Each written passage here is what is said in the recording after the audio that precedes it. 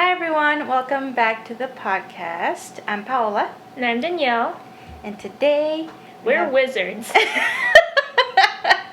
Yes, today we're wizards because it's the first day of spooky season. Or spooky month, you know? So ready to celebrate.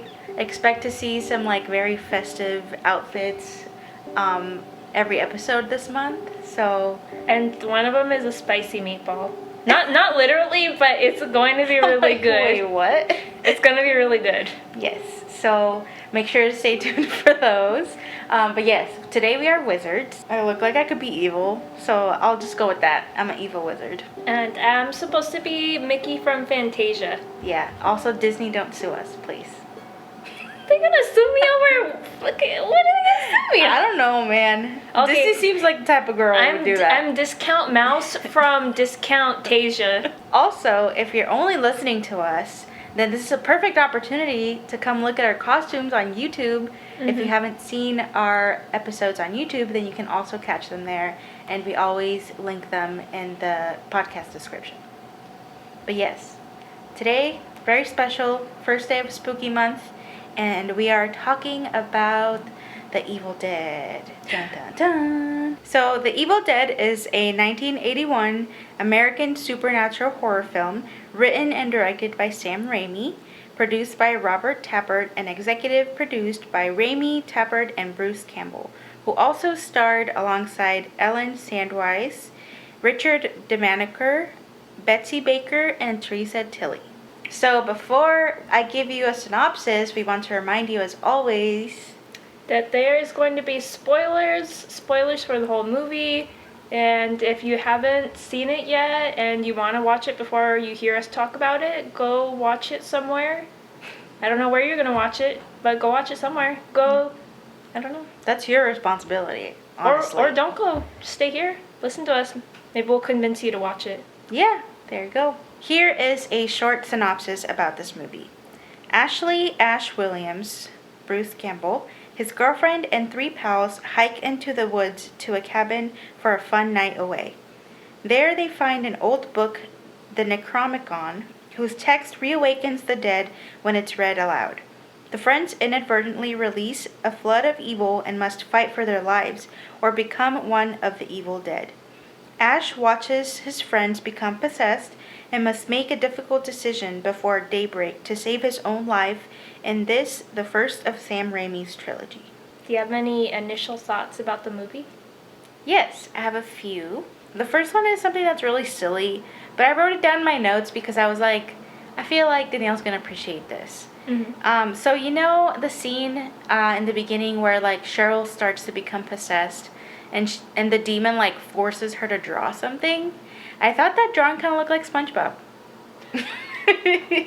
I'll see if I can find a frame of it and then put it, insert it into the video, but yeah. That's funny. Yeah, I mean, I could see that because it's a square and it has a face on it. It's like Doodle Bob. Yeah. I mean, only the finest of observations here, I think this goes for the whole movie in general, and we're gonna get more into why certain things look a certain way later.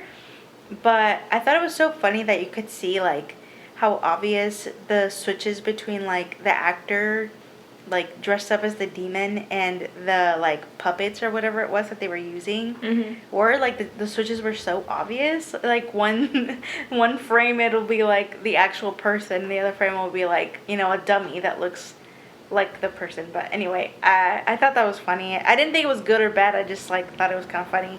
Towards the very end of the movie, I thought Ryan Reynolds kind of reminds me of Bruce Campbell. Oh yeah, they have a similar vibe. Yeah, and I don't know, I feel in their eyes they kind of look similar. If they were both covered in blood and stuff, I feel they could be maybe double stand-ins for each other or something. I don't know. Yeah, I also thought that I don't remember the actor's name now, but the main character from An American Werewolf in London, Bruce Campbell reminded me of that actor too. Oh. I thought they were, I don't really know if they necessarily look too much like each other, but just their character and their mannerisms or something kind of reminded me of the other one.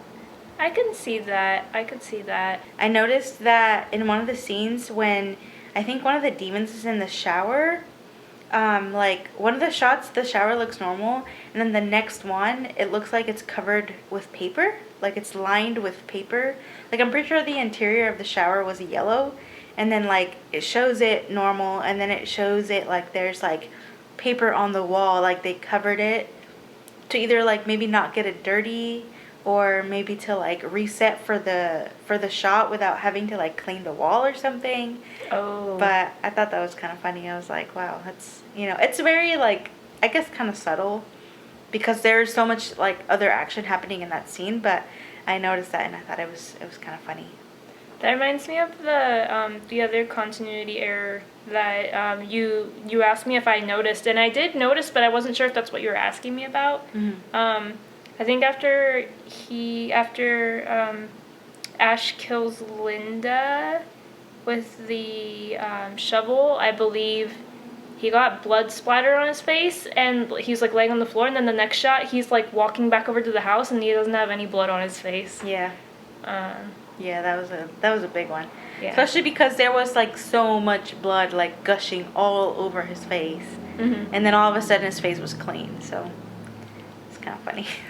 Yeah. I know this is one that I told you about when we were watching the movie, but I really like the part when Cheryl, like Demon Cheryl, is like trapped in the cellar, right? But she's still able to like open the little door somehow. It's kind of weird.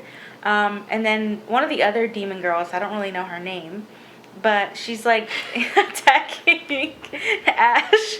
And then Demon Cheryl's just like, yes, go bestie, go. She's just like cheering her on as she's attacking Ash. I think that's probably like one of my favorite moments in the movie. And I don't think it was like supposed to be funny. No, but Yeah, it's just hilarious because she's just like, woo, go, yeah, kill him, get him. And it's just really funny. That reminds me that the noises that they make sound like, I don't think this is the right word, but I kept on writing weird router noises and like dial-up noises. Like, especially Scott, his was like straight up, I'm pretty sure, just like dial-up noises that they like toned down and like mushed together more or something. I don't know. That's really funny. Yeah. So they were just like, I don't know. So before we dig into what we liked and what we didn't like, we do have some fun facts to talk about. Mine are from an article by Mental Floss called 10 Killer Facts About the Evil Dead. And it'll be linked in the description. And then I got my facts from the movie's IMDb page. And we'll be sure to link that too. Yeah. Okay, so this movie was banned in Germany until 2016. Wow. Yeah. Like, they would not, like, they had it in theaters. I think they released it on, like... VHS, and they put it in the theater at the same time to try and, like, get around, like, getting it, like, banned or something. Yeah. And it was, like, in there for, like, I don't know, I think they said a couple weeks, and then it got taken down, or, like, taken out. Mm-hmm. And it had, like, a really, like, high box office there. Wow. And, but they took it down, and then they tried to release it later, like, with it having, like, major cuts to it, but they took it away again.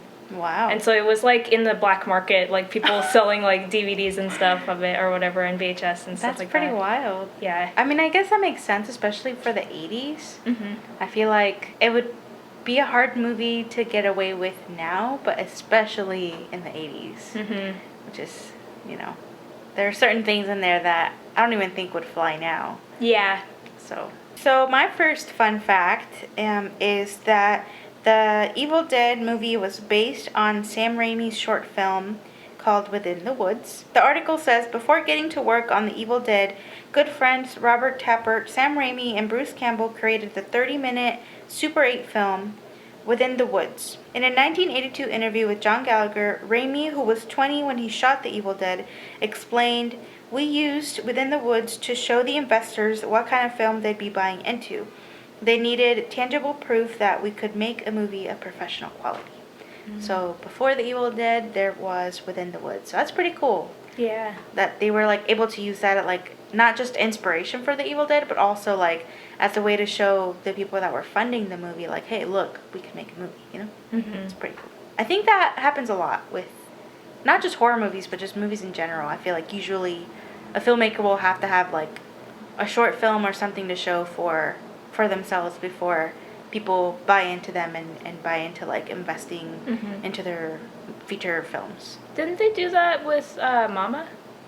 Yes, I think so. Yeah. I remember seeing, actually, the Mama short, like, years before it even came out. It was so good. Honestly, I feel like that was even, like, not better than the movie, but just because it was so short and, like, you just, like, in this short amount of time, it's so creepy. It's super creepy. If you haven't seen the Mama short film, I think it's on YouTube. I've seen it recently-ish. Yeah, so you should definitely go watch that. If I find it on YouTube, I will leave it linked in the description so that you can watch it, because that's a really good one. And that was obviously, like, what inspired the feature film. I also saw that about, like, I think it said halfway through filming, they ran out of money for filming, so they had to, like try and ask for, like, food, if anybody wanted to give them, like, free, like, catering or gas and stuff to help with, like, to feed the crew and stuff like that. And then also I think Bruce Campbell, like, put up his parents' house as collateral for the film, and then Sam Raimi put him as gave him credits, I think, as, like, a co-producer. Yeah. And, like, so they were all, like, trying to put up money to try and, like, scramble to finish the rest of the movie. So it really was low budget. They were scraping pennies out of the bottom of the couch or something. Yeah, I did see that. That was one of the things that said in the article, too. It's pretty crazy. Yeah. They're scrappy dudes. So the next fact in the article is that The Evil Dead, which is famous for its practical effects, even used real-life ammunition. Bruce Campbell detailed to DVD Talk, among many hellish situations the cast and crew dealt with were diving into freezing cold swamps and Raimi getting chased by a bull, which is really funny. We are going to rural Tennessee, 1979, where there's moonshine, squatters, and it was the real deal, said Campbell. The South was the South in 1979. There was no franchise this or franchise that. It was a completely different world and mentality. We used real ammunition in the shotgun, and we shot it at a real cabin in the woods, with hunters and howling dogs in the background. I feel like it's cool because they used, like, I guess the real elements of their location.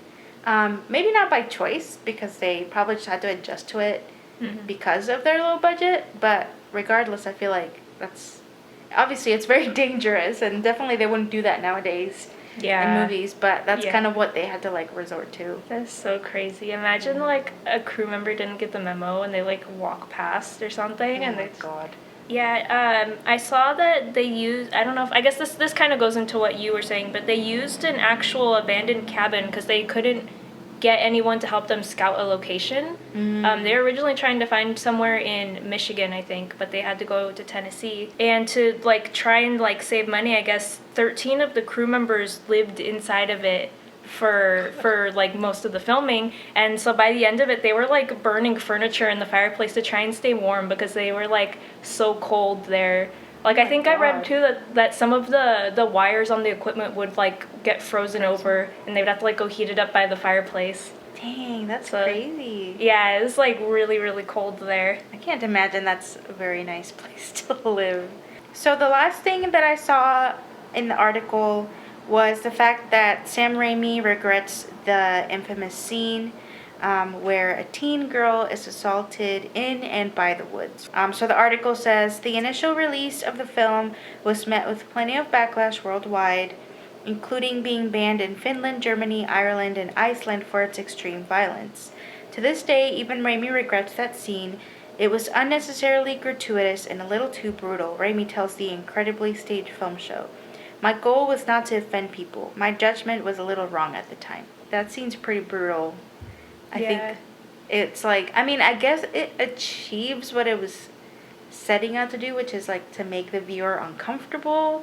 But I feel like it wasn't necessary, like you said. It was just, like, too much. Went on too long. Yeah, definitely went on too long. I feel like maybe if like literally like everything else would have been the same except for the fact that, you know, the vine goes where it's not supposed to. Yeah. Then maybe it could have just like went around her neck or something and like she like got free or something. That would have been. It would have had a similar effect, but the fact that that's where they decided to take it, I feel like, just makes it like way more graphic than I need it to be. During the premiere screening, they had blood banks giving out movie tickets to people who donated blood. Oh wow, that's pretty cool. Yeah. They said that they were trying to replenish some of the blood, even though it was fake blood that they used, but some of the blood that they, used during filming or something that. And I think they were giving out little pins that said something like, I bleed for the Evil Dead or something. That's cool. Yeah, I wish I could have got something like that. That's a cool, like, marketing campaign, I feel like.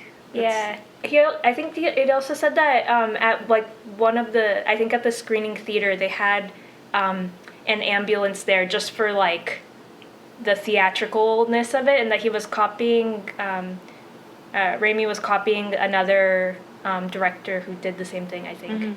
I forgot the name of the other director that he was mimicking, but... That's cool. Yeah. I have a few more facts from Wikipedia. The first is kind of a lot of facts meshed together, but they're all around the same thing. Wikipedia says that the inexperienced crew made filming a comedy of errors. The first day of filming led them to getting lost in the woods during a scene shot on a bridge. Several crew members were injured during the shoot, and because of the cabin's remoteness, securing medical assistance was difficult. One notably gruesome moment on set involved ripping off Baker's eyelashes during removal of her face mask. So that's brutal, dude. Ouch. Oh. Jeez. She really did it for the art. Yeah. That's crazy. And then it says, because of the low budget, contact lenses as thick as glass had to be applied to the actors to achieve the demonic eyes. The lenses took 10 minutes to apply and could only be left on for about 15 minutes because eyes could not breathe with them applied. Yeah. That's gnarly. That's like an American Werewolf in London. I remember the actor talked about that too. That scene where he has like the yellow eyes. Oh, to add another injury onto that list, one of the cameramen slipped and like the camera knocked into Bruce Campbell's face and knocked some of his teeth out. Oh my god. Yeah, I read that and I was like, that's crazy. God. This movie required like blood and tears and like money and everything. They took everything out of them. Jeez. That's so crazy. So the next fact is that in order to accommodate Raimi's style of direction, several elaborate low-budget rigs had to be built since the crew could not afford a camera dolly. So that's pretty crazy too. Like, it kind of goes along with them having to like be scrappy in the first place to even get the movie done. But obviously they weren't going to be able to afford like the nice camera dollies to get all these like smooth shots and everything. So it was really cool that they like made it work somehow, because like that stuff's not easy to put together. So I think it worked. Because I think one of the things that stands out the most to me about this movie is like the cinematography. I think it's really neat. Like, it's obviously, you can tell the budget is low, but it still like stands out in a really good way.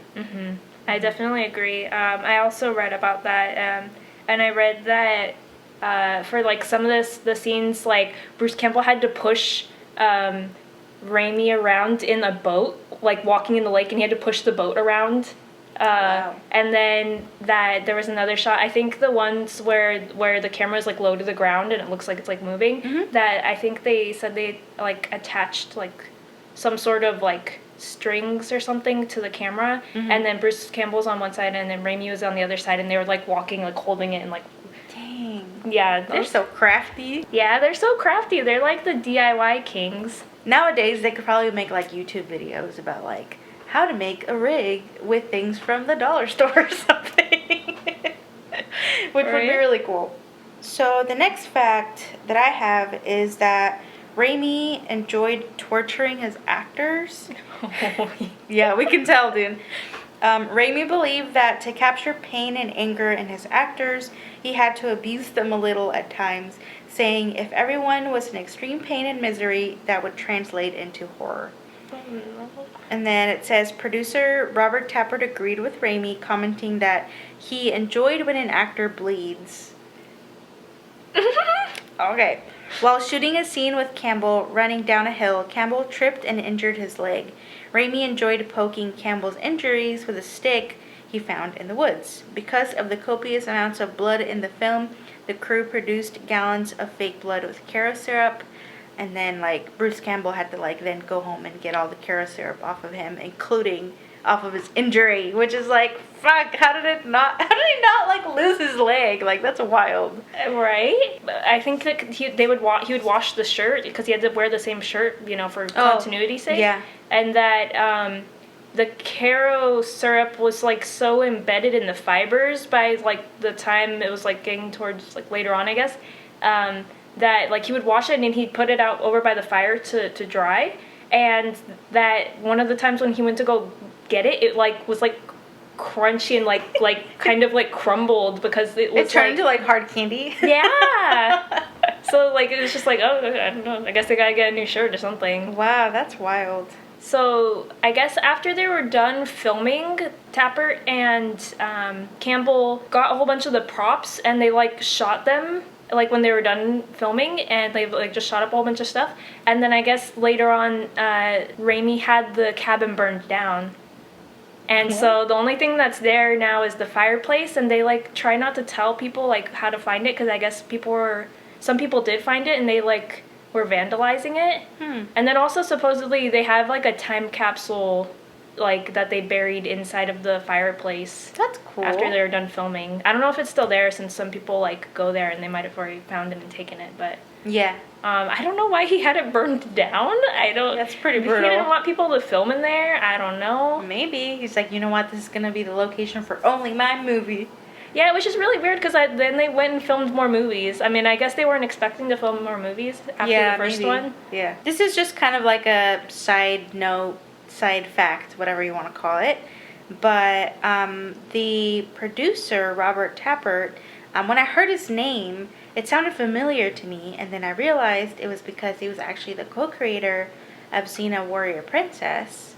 And he's married to Lucy Lawless. So I was why does the name sound so familiar? That's why. In one of the scenes you see, or I guess you see it a few times, but down in the cellar, one of the rooms is looks like it's a wooden room, and it was actually, I believe it said it was Raimi's garage that they used, and it has a whole bunch of hooks and chains and bones and stuff hanging up. Yeah. And it's supposed to be a nod to the Texas Chainsaw Massacre movie. Oh, okay. And then there was also a poster of Hills Have Eyes in the background of one of the shots, and I was is that actually it? And when I was reading through those facts, it says that they put it there intentionally because in the movie Hills Have Eyes, there's a poster of Jaws on one of the scenes from that movie, and that they interpreted it as saying oh, Hills Has Eyes is more scary than Jaws. So then in his movie he put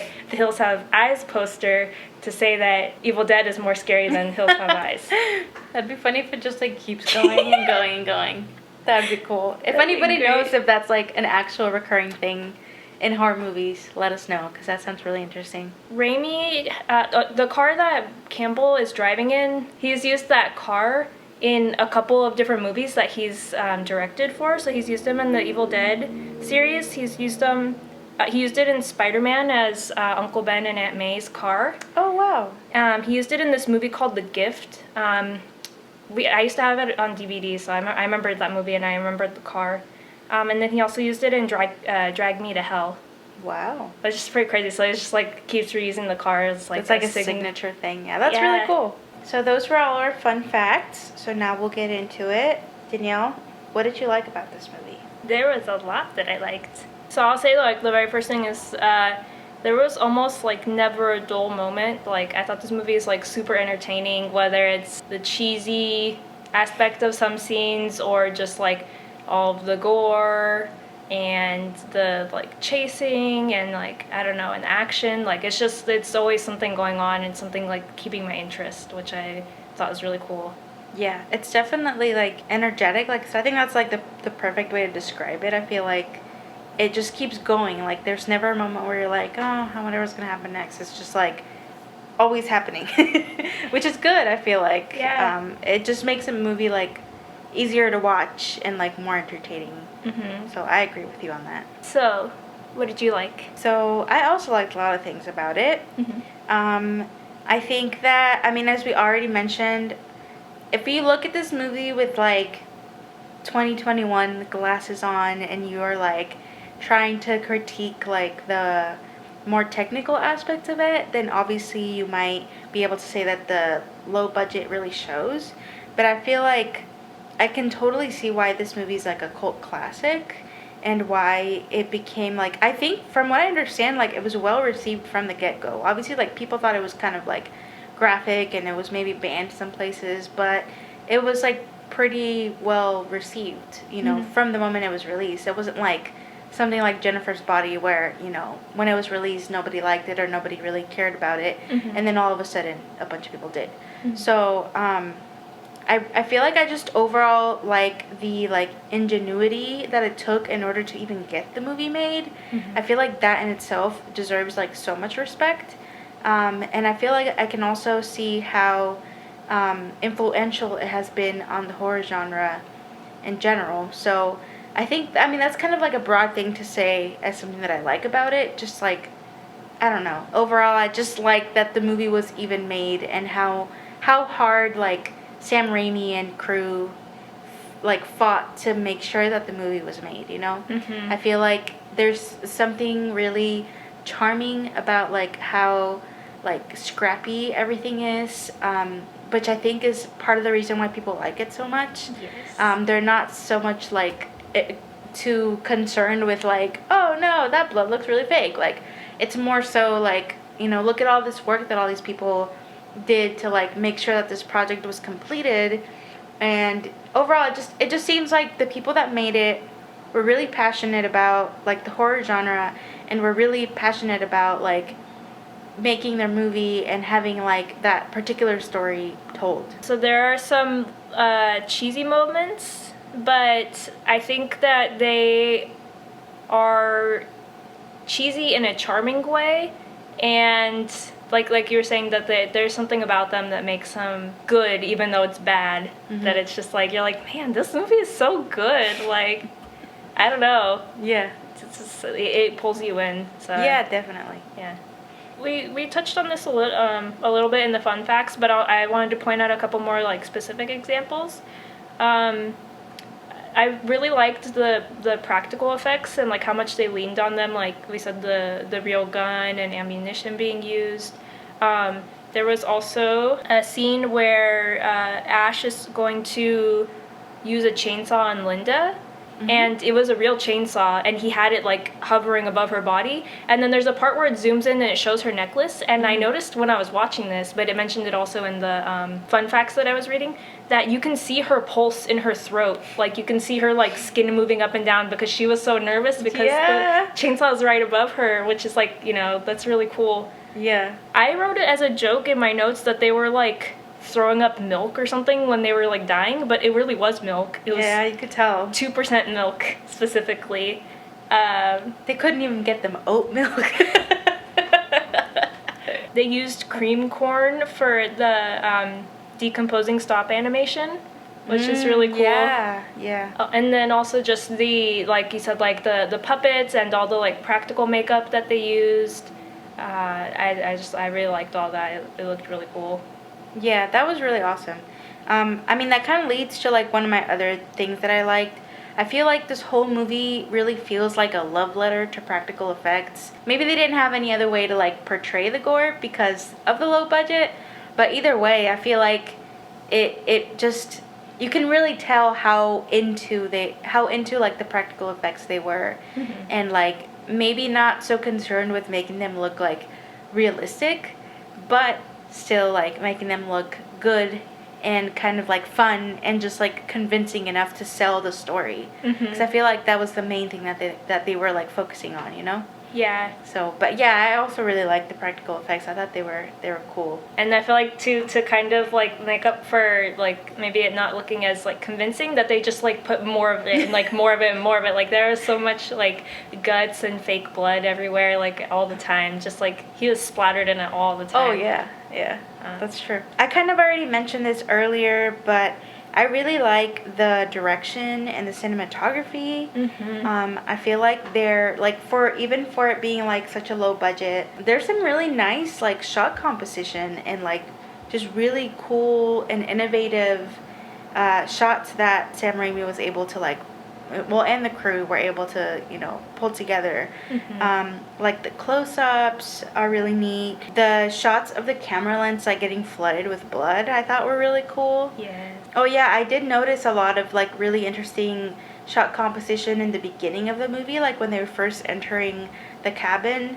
I think like literally the moment when they open the door and there's like, I think he was doing like a rule of thirds type of thing, because the camera was positioned in a way that the door being opened was at like the very right side and all of the left side of the screen was just like mist or smoke or something, and it just looked really cool. So I feel like there's a lot of little nuggets like that all throughout the movie of like really like creative and like super innovative directing and cinematography. I think that those were like the standout things for me.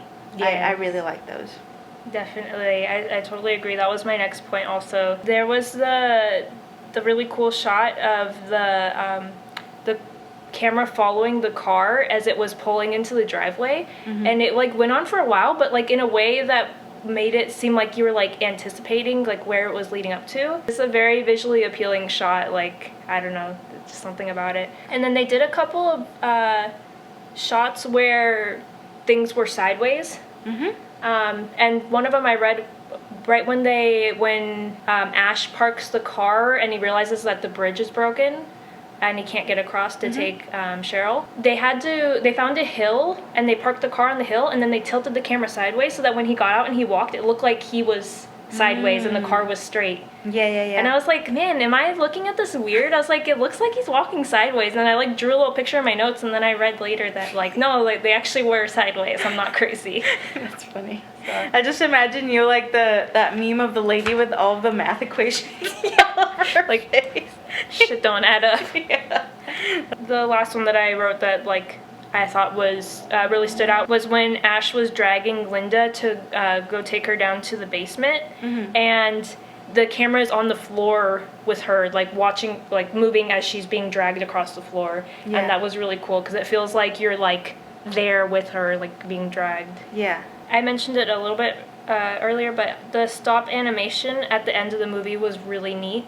And things got really weird and like artsy there, and even to the part like leading up to that a little bit. Like there's a part where Ash puts his hand on a mirror and it goes through and it's like water. Yes. And then after that, the stop animation stuff happens and these weird tongues come out of nowhere, and then like arms come out of them. Yeah. And then the like all the things like decomposing, and like I don't know, it got really artsy and interesting and like disorienting even in a way. Yeah. Cause I was like, what the hell is going on? And the clock is going. It does and go like, on for a little long, yeah. Oh, yeah. But it's really cool. That's like one of my favorite things to see in like older movies that use like practical effects is like how they're able to use like stop motion animation. I think it's really, really cool. And it's something that like can't really be replicated digitally. I feel like for the most part, like, you know, what used to be practical effects like gore and bloody things are very easy to replicate with special effects nowadays, but I feel like the look of a stop motion like sequence like cannot be replicated, and like the way that things move and like the motion blur aspect of it, I don't really know how to describe it, but I feel like that's something that you can only get from, you know, from a movie that actually includes that those types of sequences. So I think it's really cool. I thought that Bruce Campbell was great. Yes. I don't think that, like, obviously this movie didn't really call for like any sort of really deep. I don't really know how to describe it. Like really deep and maybe like very dramatic moments in the way that other horror movies do. You know, where like the characters like deeply troubled and like conflicted. I feel like that's not really what happens for Ash's character. I mean, obviously he's freaked out and he's scared and he's confused about everything that's happening, but he never really has like a deep and introspective moment. But regardless, I think that even though Bruce Campbell didn't really get to act like in a really deep and like sentimental way or whatever, I don't really know if I'm making sense, but Yeah. I think he was still really good, and he like you said, this movie's like really action packed, and I think he did a really good job of like carrying the movie and kind of like helping the story move forward by being like pretty much like the sole character in a sense. Because everyone else was possessed, I feel like he was the only one that was like everything was happening to him. Yeah. So of course as the audience, like he's the one that you focus on, and I think that he carried the story really well. Yeah. So yeah, I liked him a lot in the role of Ash. A fun fact that I didn't write, but that I remember, is that the movie originally came out to, I think, said like 117 minutes long, and a lot of that, not a lot of it, but a lot that they ended up cutting was Ash, like sort of mourning for his friends and feeling guilty that he wasn't able to save them, but they had to cut some of it out to make it shorter, I think, so that they could blow it up into a different type of film, like a 35 millimeter or something like that, so it could be on the big screens or something like that. So they needed to make it shorter to market it and all that. But he originally did have other more like deep emotional stuff going. Yeah, I mean, it sucks that they had to cut it out. Yeah. It would be interesting to see the cut with that in there, because I feel like I can tell that Bruce Campbell has like acting chops and that he's like really good, but there was never really that moment. Yeah, didn't have an opportunity. Movie. Yeah, but I still think, he was good regardless. Oh, yeah, totally. In the beginning of the film, there was a whole bunch of, like, unsettling, weird things that happened, and I feel like that really helped to set up the movie for how it, like, eventually gets to be, like, just, like, strange stuff happening and, like, disorienting, kind of. Where we have the part where Ash points on the map, and then it makes the steering wheel like go wacky and they almost crash. And then the scene when they're about to enter the cabin and the swing is like thudding into the side, and as soon as he like puts the key in the door, or as soon as he grabs the keys from the top, it stops thudding. Just like, I don't know, the interesting camera angles that we said earlier, like all of it is like really good setup for like this is where it's gonna go down. That's actually one of the things that I wrote down too, is like they're really good at building this like atmosphere and using like the cabin in the woods setting as like, I guess a device to like move the story forward. The setting itself almost was a character too, and I feel like you said, from the get-go, from the beginning, you can already see them like planting those seeds before you even really know what's going on. So I think it's really clever, and like those little details, like you said, like really make a difference, and really setting the atmosphere and letting like the audience know, like, something's wrong here, like something's gonna happen, And they use a lot of like nature-y stuff too, later on, like when it's nighttime, like a few times the moon is like this reddish color and it's covered by like black mist. And all of the fog that's coming in all the time too, it's like kind of like you can't see things, and like it's, creepy and all that stuff. I did notice, as a side note, that they used that same establishing shot of the cabin with the moon and like the mist, the black like mist going over the moon. They used that same establishing shot like 3 times. Yeah. And I specifically looked out for it because I was like, if the mist goes over the moon in the exact same way, then I will know for a fact that this is the exact same shot that they just reused, which is fine, you know, but I thought it was kind of funny. I read that Stephen King actually saw the movie and like gave it good praise, and he said that it was one of the things that he noticed, like, of it being a low budget, is that there's they used a screen for the moon So it wasn't actually the moon, you know, they like put a screen there and like put something there to make it look like the moon was there and they were covering with smoke or something. And he said you can see the outline of the screen, but that's what makes it charming.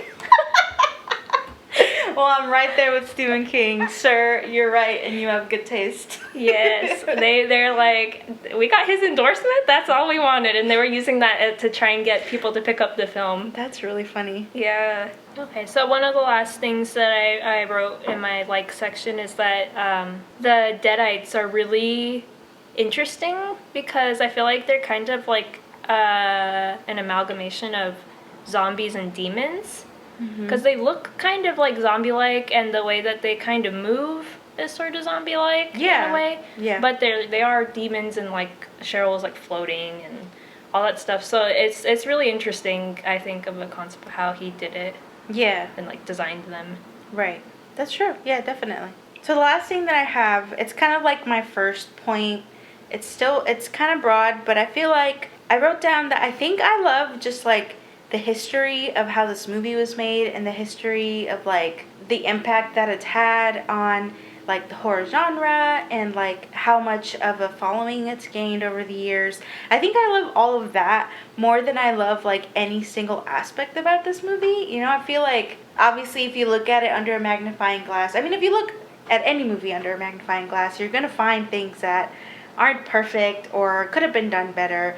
But I feel like nobody can take away how important this movie has been for so many people and for the horror genre. So I feel like I love that fact in itself more than, you know, than anything I liked while watching the movie. So that was kind of like, you know, my closing point, I guess, as far as things that I like. But I know a lot of people whose like favorite movie is The Evil Dead. So there's obviously something good about it. So it seems like this will be the hard part. What did you not like about this movie? So the thing that I did not like the most, and that we probably both have on our list of things, is the scene with the vines. And like we mentioned, that Raimi did regret it later, so like I at least, you know, there's some sort of a remorse for the scene, which I appreciate that he didn't just like try and be like, oh, well, you know, I was young and like whatever, this, that, and the other. Like he's like, yeah, I know that was not a great scene to add. Yeah. And it went on too long and all that like stuff that I said. It was like, it seemed like it was like edgy for the sake of being edgy. Like he was really maybe trying to insert, you know, like this really graphic imagery in order to make sure that the movie was scary. And you know, like, not to excuse it, but as like somebody who was making a feature film for the first time, maybe he felt a little bit insecure about how scary his movie was going to be or how well it was going to do. So maybe he felt like if I go like way over, you know, if I maybe if I overshoot with the scary or with the unsettling, then I'll land someplace where people think that my movie is good because it's so crazy, you know? So obviously this is all speculation, but I could totally see that, like, being the case for somebody who's making a feature horror film for the first time. But yeah, that is on my list. I didn't really like that scene. I thought it was, like, too weird. I thought it was too uncomfortable and just not necessary. It didn't add anything to the story whatsoever. So it was just kind of an uncomfortable one, and I do wish that, I mean, not that they can erase it because like it's part of the movie now, it's part of its history, and it's part of, I'm sure for Sam Raimi in his career, it's something that he learned from and, you know, has kind of been able to take with him into his future movies, like don't do crazy shit like that, you know? But it's, you know, it is definitely one of the things that, for me, that like puts like a dark spot on the movie, but obviously it's only one really bad thing for like a lot of really cool things. So yeah. What else did you not like about the movie? So I actually only have just one more thing that I didn't like, and it's something that I feel like they kind of correct in later movies, but I'm not too familiar with like the rest of the franchise.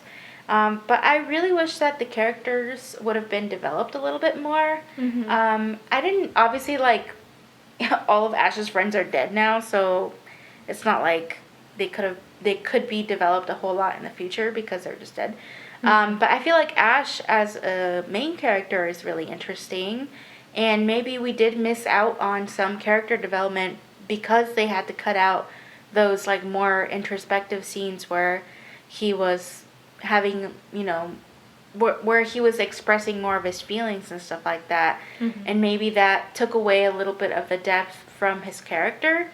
So I just overall wish that the like Ash's character had a little bit more, I guess, development, and then also that maybe his relationships with his friends before they died were a little bit more well established in order for me to feel I feel like in order for me to feel like they were all really going through it. And I feel like had they spent a little bit more time establishing like how good of a friend group they were, maybe, or how in love he was with Linda, or maybe like a little bit of their past or something, it would have made me feel more for the characters and made me feel more for Ash, maybe without having to have those like really sentimental introspective scenes. So yeah, that was like one of the only other things that I didn't like about the movie. And I think that even though they didn't really go there with the characters, they kind of made up for it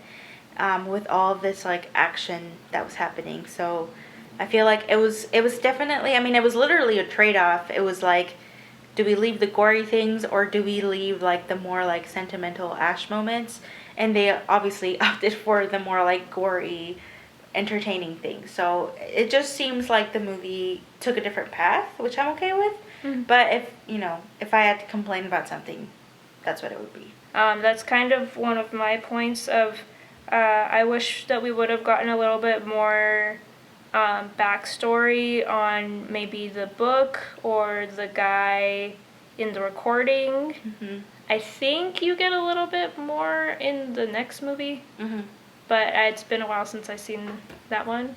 And then also I know that in the remake that they did, I think it came out in 2013 of the original movie, they do give the characters more backstory. Yeah. Like Ash's sister, Cheryl, I think they give her a different name in the remake. She has like an addiction, and that's why they're going out to the cabin to try and like get her to get clean. Yeah, I do remember that. I think I did see that. That movie's really scary, by the way. It's nothing like the original one. It is, but it's not, They lean a lot more into the, they had the budget, I should say, to like take it to another level. I mean, yeah, and it was made in a completely different time, too. It's like not only just like a completely different time for like horror, but also just for movie making in general. Different technology. Yeah. Definitely, yeah. I think I've only seen that like once or twice, but I do remember it being like a lot.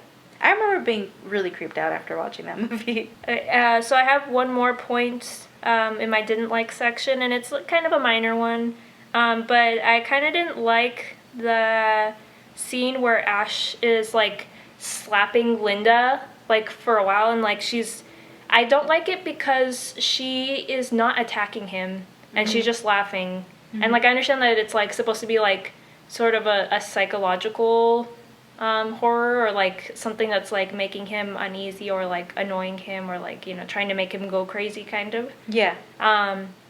But it's just because she's not attacking him is what makes it kind of like weird, yeah. I could see that. And then I also read that Bruce Campbell regretted that scene later, kind of like saying like that he kind of wished that it hadn't been in the movie. Yeah. Yeah, I could totally see that. It was a little gratuitous. Yeah. I mean, it was kind of like, I don't know, it probably wasn't intentional, but it was kind of campy. Yeah. In the way that it was like... Yeah. But, yeah, it's a little meh. All right. The time has come for you to lip sync for your life. Danielle, what did you rate this movie? I gave this movie a 9.5 out of 10 milk throw up. That was one of I almost chose milk throw up. Yeah. Yeah, I think I put like milky demon throat or something like that. So, Paola, what did you rate this movie? So I'm rating this movie an 8.5 out of 10 demon bitch slaps. Because I really like when Cheryl Demon fucking slaps the shit out of I think it was Ash, right? Or maybe the other guy. Yeah. The demon doing the slapping, not Ash doing the slapping to the demon. Yeah, I should clarify. Yeah. It was pretty funny. Yeah. So that's going to be it for today's episode. We hope that you guys enjoyed it.